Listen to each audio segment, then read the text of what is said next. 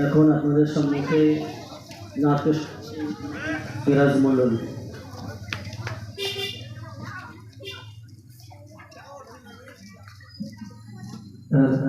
আসসালামু আলাইকুম। নাতে হাম ওই আকাশ বলে ওই পাহাড় বলে সৃষ্টি করেছে প্রভু তুমি তারে।